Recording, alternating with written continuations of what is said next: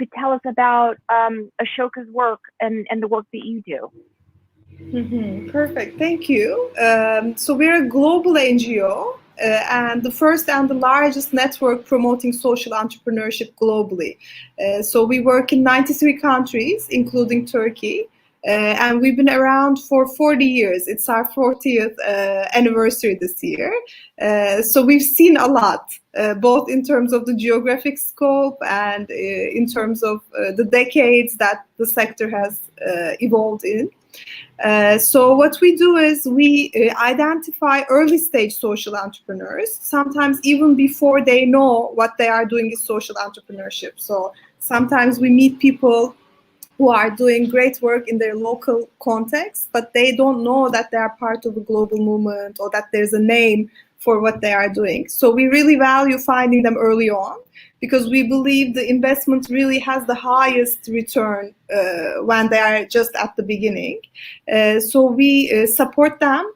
You highlighted it very well, both financially with some startup finance that's unrestricted. I'll go into more detail about that and why that's important, but also with pro bono services that they wouldn't normally be able to afford. So we match them with world-class consultants. We work with organizations like Carney, McKinsey, PricewaterhouseCoopers, and they also enter a very large network of social entrepreneurs and business leaders. Currently, it's 3,600 social entrepreneurs across 93 countries. So that means you give any field, you will find colleagues working in this network or in the same area. It can be everything from prisons to regenerative farming to women's empowerment. It's quite a diverse group. And what we do is we also try to learn from the innovations of these social entrepreneurs. So we look at our network and we try to identify what are the design principles they are using to change systems, what are the insights they have into these deep social problems. And we distill that knowledge and share it also publicly and with our network. So we have 4 priority areas. The first one is our core, the social entrepreneurship work. But from identifying patterns, we've also launched 3 newer priority areas. The 2 are about children and youth. So we believe that change making and social entrepreneurship starts with empathy. So we have a very ambitious goal to ensure that every child can practice empathy at very young ages. So we work with social entrepreneurs and education leaders, and each country identifies the best way of doing that in their own context. So we also have this initiative in Turkey. And we also believe that every young person must experience change making early on. So being bothered by a social problem, taking action to solve it, mobilizing friends and close ones to take action as well. So to ensure this, we also work with teenagers and university students. And this is a pattern we see in our social entrepreneurs. Many of them started in their teens, and more than 55% put young people in charge in their organizations. So this is an essential for us. And the 4th priority area is something very new that's emerging, but it's called new ways of organizing. So we've started kind of distilling how are these social entrepreneurs organizing themselves in this new era. And it's very non-hierarchical, no silos, everyone a change maker kind of culture that they are promoting. And we believe it's not just social entrepreneurs, but any institution that wants to survive in today's world. So we are distilling their insights, and we will be launching a new initiative on that. So, yeah. So you talked a lot, I mean, you kind of gave us a good background on like the work that you do with the social entrepreneurs. And I know it's a word that a lot of people hear, and they've been hearing a lot for the past decade. But I think a lot of people get confused about what a social entrepreneur is, because it's obviously like you're talking about things like working in prisons and women's empowerment, and those are obviously civil society initiatives. Yeah. But then when we think about entrepreneurship, we think about Steve Jobs and Yeah. Bill Gates and Mark Zuckerberg. And so can you just give us a little bit of context and talk about what a social entrepreneur is? That's such a good question. Actually, it's our founder Bill Drayton has a saying. He says there is nothing more powerful than an innovative idea in the hands of a true entrepreneur. And we don't define entrepreneurship as something that's intrinsic to private sector. We think there are entrepreneurs throughout the society. There can be entrepreneurs in the political system, in the justice system, in the education system. So that's why as Ashoka, from day one, we've identified social entrepreneurs as individuals who have innovative system change potential ideas and an entrepreneurial drive to make them come true at a large scale. So we are interested in the individuals that lead these ideas, and we are a bit agnostic about what kind of organizational model they use. I mean, social entrepreneurs, yes, we kind of coined the term about 40 years ago, but they've been around throughout history. So if it wasn't, for example, for Maria Montessori, we probably wouldn't have something called early childhood education, and children would be spending those valuable years working, for example. At least in today's world, like there's something called child labor still, but there's a general mindset that early childhood years are valuable and should be invested in. Or Florence Nightingale, who established nursing. In hospitals, there were no nurses, and lots of people were dying not because of lethal issues, but because there was no caretakers present, etc. Or more contemporary ones, Ashoka Fellows I call the usual suspects, like Jimmy Wales of Wikipedia or Paul Rice of Fair Trade. These people, I mean, Wikipedia is hugely successful financially, but it's a foundation at the end. It doesn't have a for-profit model, for example. So we focus on the individual and the entrepreneur. However, there's a phenomenon called social enterprise, which we see as a subset, as an organizational model that social entrepreneurs can choose to do their work through. And that is a non-profit company that aims social impact above all, and kind of either promises or declares to reinvest a certain part of its profits into the company or into a social cause. So it's an alternative to the profit maximizing approach of the mainstream economy, that they profit optimize and they try to maximize their social impact. So it's also a very inspiring new model that has been growing in the last decade.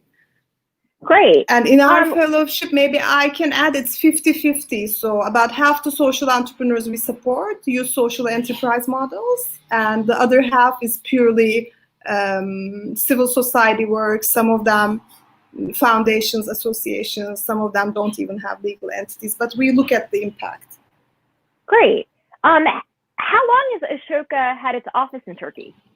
That's again, like all questions are very, very right on. So we elected our first fellow long before there was an office. It was the late Victor Ananias. Actually, he died too early. He died when he was 41 years old in 2011. But he was the person who sparked the ecology movement in Turkey, basically, and his legacy still lives on. We have lots of young social entrepreneurs going through some of the institutions he established. So it was 2001, the first fellow election, and the office was established somewhere between 2006, 2007, I believe. But with the 2008 crisis, there were sustainability issues, and there was a break of 5 years. So we established our foundation in 2012 with me and the new team coming in and kind of restarting the office. So great. So yeah, so like this generation, it's been working since 2012. Great. And can you talk about some of the social entrepreneurs that you work with in Turkey? Definitely.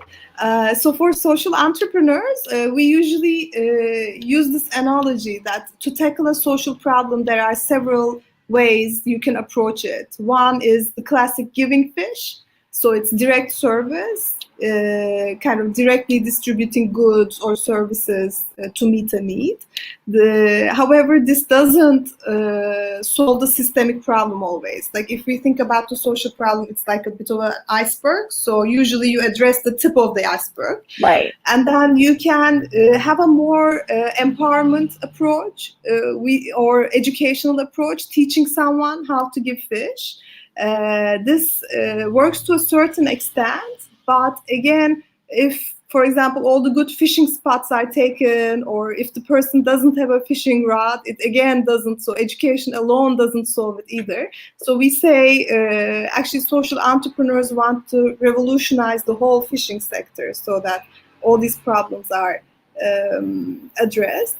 And it's always a tough question because we have 37 amazing social entrepreneurs, and I always feel like I'm picking my favorite. Right. And but they're all your children. Yeah, exactly. It feels like that. But my favorite is actually from fishing, and it goes so well with this analogy that it's actually Huriye Gönceoğlu, and she has an association called the Fisherwomen Initiative of Turkey. And she basically what she does is she empowers. First of all, before her, nobody knew there were fisherwomen in Turkey, but turns out there are about 50,000 of them all across the coasts, the rivers, and the lakes. However, they are invisible because they work under their husband's name, so they are not registered anywhere. And if they happen to own a boat, it's again registered with the husband. So they are this totally invisible group, some of them spending 350 days on the water. Like there are stories of them giving birth on the water, not going on land for weeks, and so on. And like any labor, like it is the case in agriculture, women work under much worse conditions. Yeah. So what Huriye does is she basically empowers them to be better in their profession and safer, but she also empowers them to be a bit like coastal rangers, because family fishing is very good for the ecological balance. So she's kind of solving two problems at once. Kind of, she's empowering the hugely disadvantaged, and she's also creating an alternative ecological approach. For example, when it's off season, she helps them do these tourist boat tours so that they can have additional income, or she's helping them produce pasta sauces and other added value products. What I love about her approach is she started in Datça, but she didn't stop there. Now she's working in Lake Van, Lake Burdur, and she's also pushing for policy change so that these women can become visible and that they can have their own kind of umbrella organization that tackles their issues. And she just passed it. Kind of the main fishermen cooperative in Turkey now has a commission on women fisherwomen.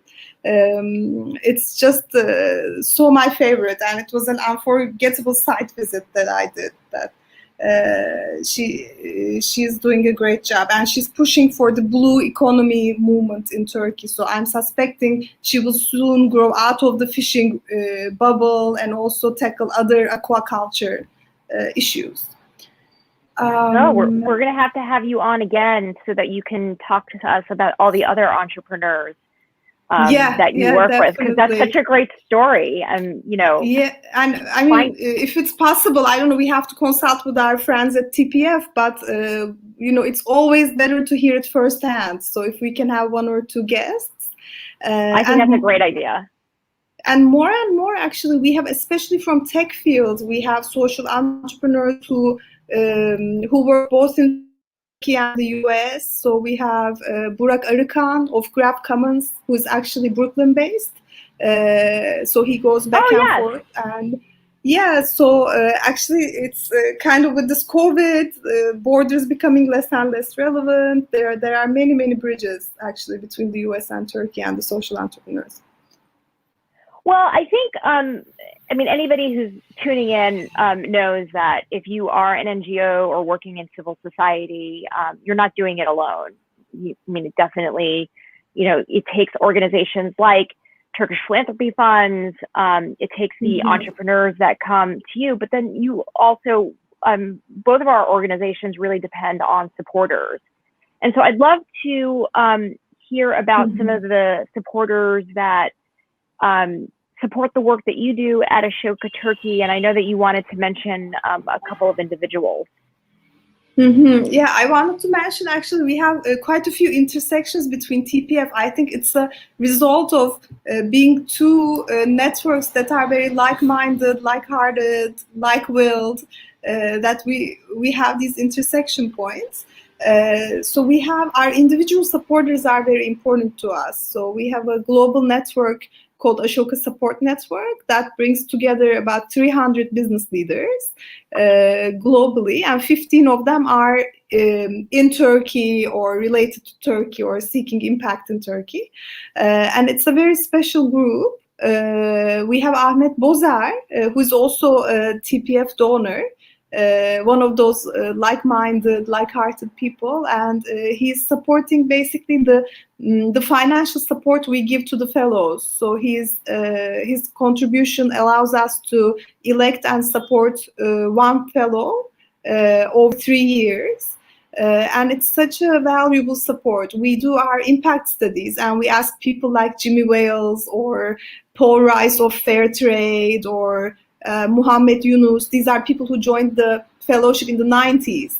And 92% says that stipend has a lot to do with where they are right now, because it allows them to focus 100% of their time and energy on their social enterprise. And this is so relevant for Turkey as well, and it's unrestricted, so it's kind of functions like a salary. They don't have to worry about their household expenses for 3 years. And oftentimes they're able to develop a sustainable model for their organization. And in Turkey, it's very relevant. So we have fellows who were working for the government, for example, working for the Ministry of Finance and trying to do their work with their social enterprise after 5 every day. Or we have a fellow who's actually a shepherd, or a fellow who's a primary school graduate with 5 kids. So it really frees them up and the impact. So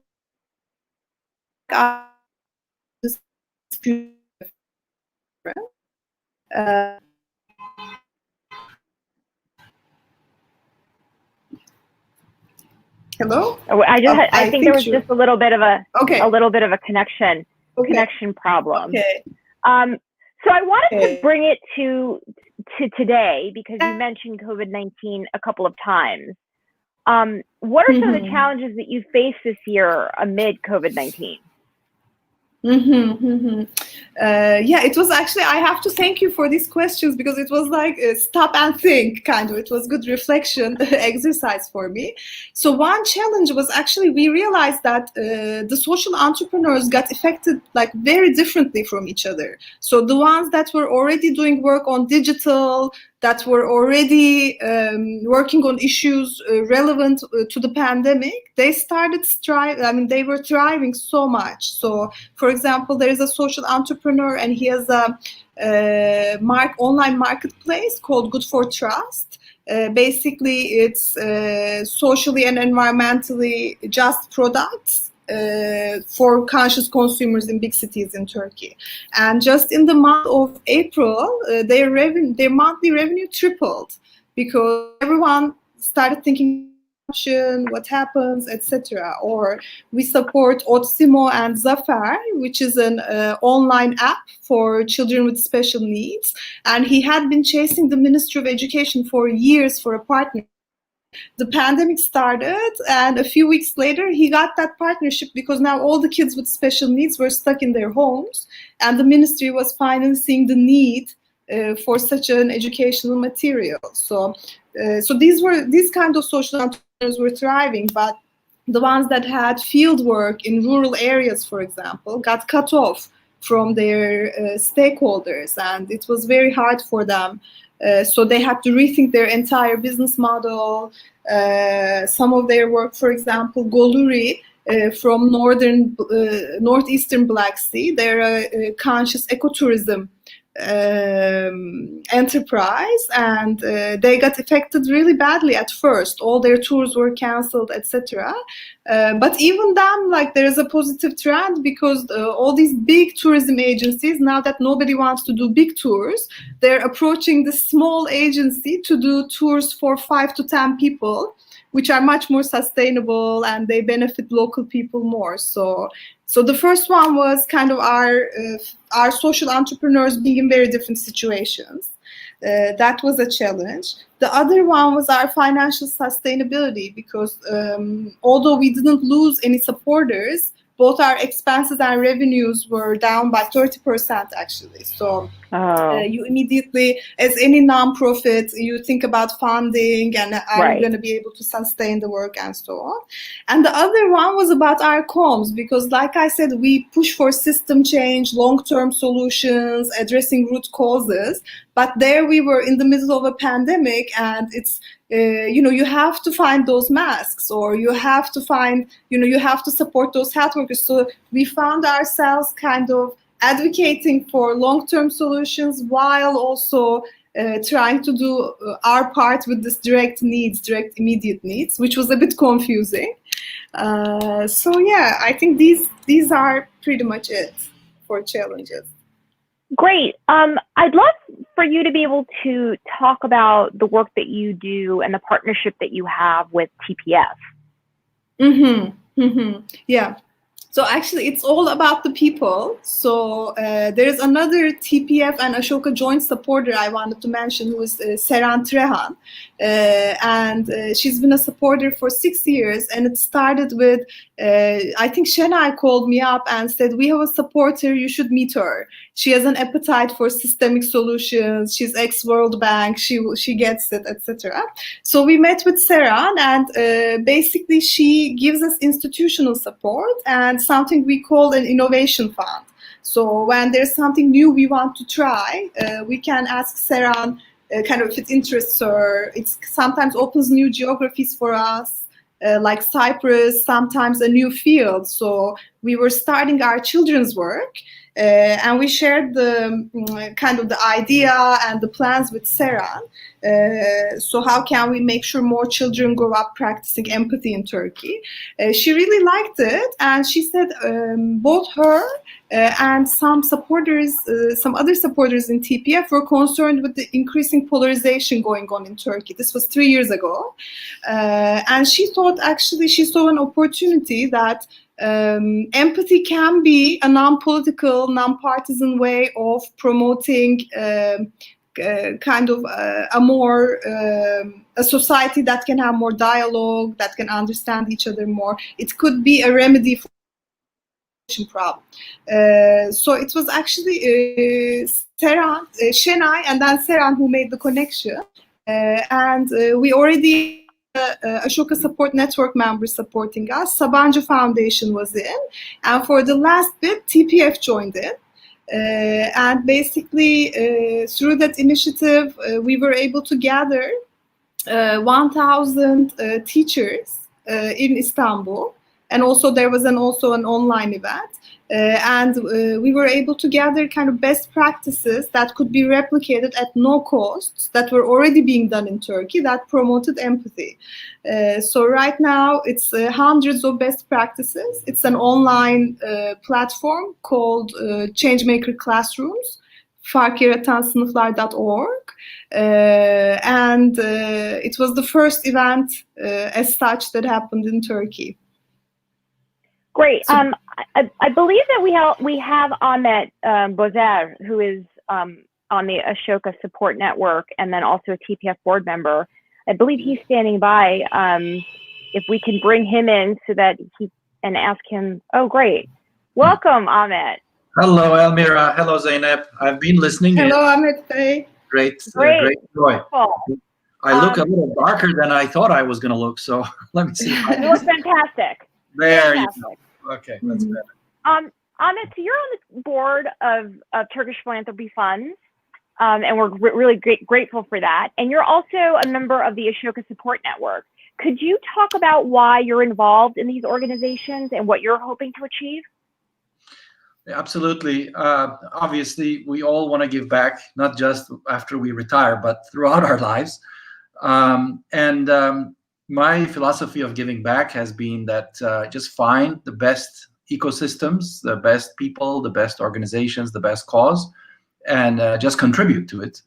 I think that's just the highest leverage way of helping. And you end up meeting the right people somehow. I think that when you want to do something, the universe conspires and brings people in front of you. One such person was Haldun Bey from TPF, Haldun Taşman. And through him, I got to know TPF and got quite, I was already involved with some philanthropy at that time. So it was a perfect match that I do that through TPF. Of course, after that, I've met the wonderful network of TPF, the board members, all the people affiliated with TPF. I think it's wonderful. And then I heard about Ashoka, but Zeynep Hanım was quite proactive in reaching out to have a meeting and talk about it. I just went to their lovely, lovely office in Beyoğlu, right? Esma, forget the name. Anyway, just a charming building, and I met an old business colleague from there who was great into philanthropy. All of a sudden, I really had quite an inspirational couple of hours with them as I listened to the stories of the entrepreneurs, one of which we just listened to now. As you say, I mean, I think it would be great for people to hear about all the amazing things. The experience I have, I've been here in 7 years in the US. I'm in Atlanta. I was in Turkey for about 21, and then I was back here again in the earlier years. But when you live here a long time, you really can't see how the NGO landscape or even social entrepreneurship, this type of work, has developed in Turkey.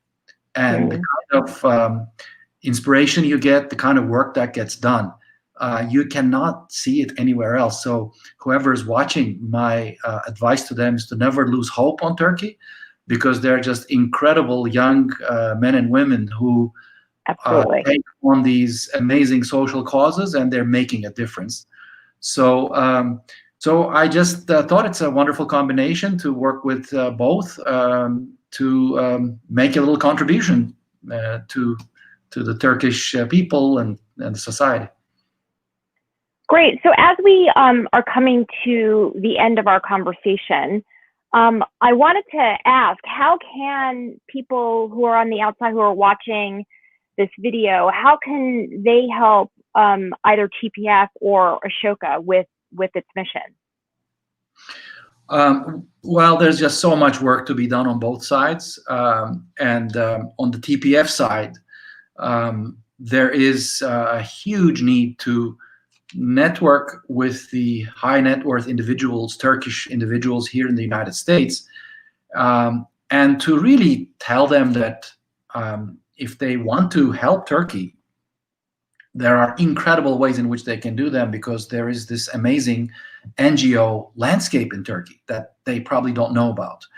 So it's really being the bridge between the Turkish NGO landscape and the Turkish Americans living here, understanding their philanthropic dreams and telling them, you know, TPF is the solution. Because through TPF you can connect and with all other benefits of being part of a good network, etc. But that's the work that needs to be done. I don't know, obviously at a board level we got to do that more formally, but I think every person who's watching this can learn more about it and talk to a few people in their environment. And you know, because we just love to complain as Turks and say, everything's going to be so bad, and you know, we just would love to commiserate with each other. but every one of those conversations is an opportunity to do something to make a difference. So that's on the TPF side. On the Ashoka side, I joke about it. I paired with this amazing organization called KODA, Köy Okulları Değişim Ağı, run by a 31-year-old Mine Ekinci, who studied, I think, at Boğaziçi, and then she went to Harvard. When she talks about herself, she never talks about Harvard. She's that humble.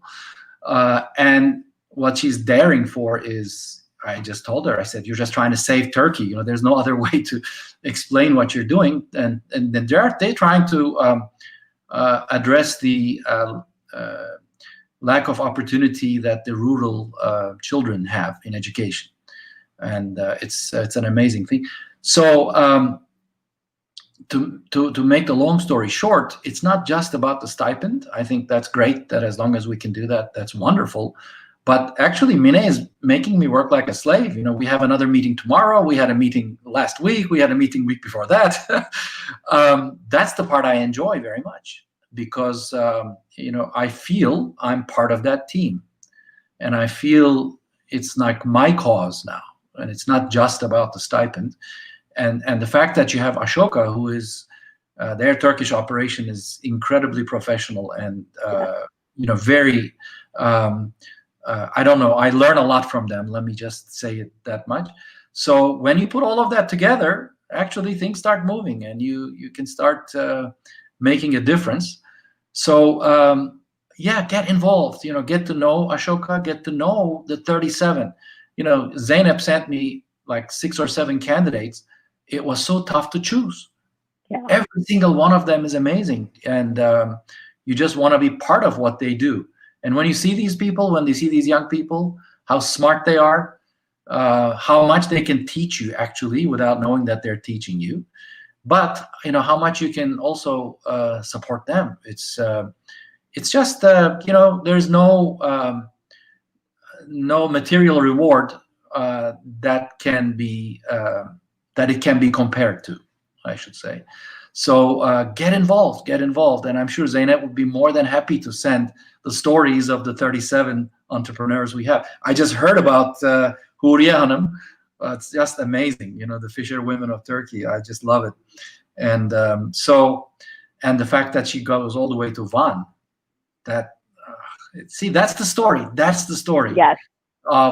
There are just stories like this everywhere. Just get involved in them. Mm-hmm. And it's Ahmet Bey, this was an amazing endorsement. I mean, I thank you so much for that. But even Huriye being able to scale to Van was kind of power of the network, because it was another Ashoka Support Network member and another fellow who works with women in Southeast Turkey that made it possible. So definitely kind of Ahmet Bey and supporters are the other side of the coin, kind of, that's essential for this to work. Yeah. So thank you so much. Yeah. I just want to end with one thing for people who think things are just going so bad. Yes, of course, there are many problems around the world.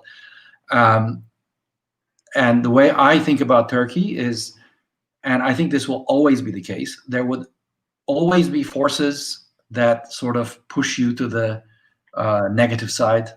But there's always going to be forces that's going to push you to the positive side. I don't think that will ever end. So just get behind the positive side. If all of us can get behind that positive side, it will make a difference. It really will. So let's do it. We every day you look at the news and are we going to come out of the Istanbul Agreement? And your heart aches when you hear some of the conversations. Yeah. But just don't give up. Just keep pushing, and it doesn't necessarily have to be contentious issues. Just help the people who are helping the society. Yeah. Well, that's a great note to end on. Zeynep, Ahmet, thank you so much for taking the time to talk to us about the work that you're doing for both TPF, but then also for Ashoka Turkey. And for those of you who are viewing in, you can actually participate by supporting entrepreneurs like Mine that Ahmet talked about, or Huriye, that is working on helping female fisher people in Turkey, you can donate to Ashoka Turkey.